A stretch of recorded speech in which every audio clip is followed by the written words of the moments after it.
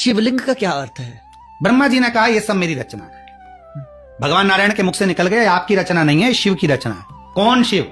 वो तो नेत्र बंद करके बैठे थे। ब्रह्मा जी से शिव जी, भगवान नारायण ने कहा ये तुम्हारा भ्रम है। शिव तो प्रत्येक जीव की धड़कन में, श्वास में, कंकर कंकर में, पर्वत में, अग्नि में, जल में, थल में, वायु में, सब में शिव है। ब्रह्मा ने कहा क्या इस पर्वत में शिव क्यों नहीं है?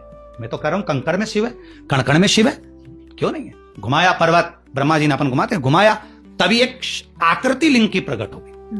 पंखा बहुत तेज चलता है तो बिंदु प्रकट हो जाता है, पानी में अगर लहर चलती है तो बिंदु प्रकट हो जाता है। उसी तरह एक शिवलिंग की आकृति प्रकट होगी। जो आकृति प्रकट हुई तो ब्रह्मा जी ने कहा कहां है शिव?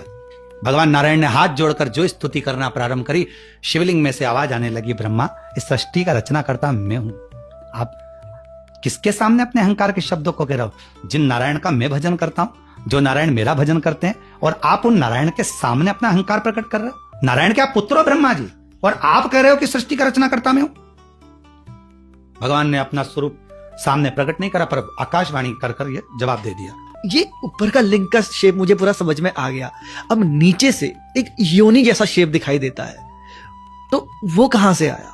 जिस समय पर देवाधिदेव महादेव भगवान शंकर कंठ में विष धारण कर लेते हैं, जगतजननी ने सोचा करूं क्या कर सकती हूं? विष तो अंदर आ रहा है, जगतजननी उसी कंठ में जाकर लेट जाती है, विष को नीचे उतरने नहीं देती है। इसलिए आपने सुना होगा शिव नीलकंठधारी है। महाद्य शक्ति जगतजननी ने भगवान शंकर के कंठ के विष को अपने उस आनंद के साथ झेल लिया।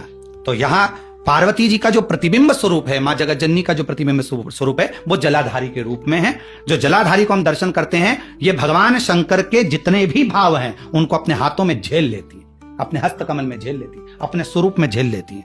हम जब जल चढ़ाते हैं ना, शिव देख लेते हैं कि इसका दुख क्या है। शंकर जी उस दुख को पार्वती जी को दे देते हैं कि मैं तो नेत्र बंद करके बैठूंगा, मैं बाप हूं, मैं दूंगा ठीक नहीं लगेगा, तू मां है, इसका दुख तू सुन। तो वो जल चारों तरफ घूमता है, वो जल नहीं है, हमारे हृदय का भाव है कि क्या चाहते हैं हम, और वो भाव मां जगतजननी पूर्ण कर देती है। शिव को कहने की जरूरत नहीं पड़ती।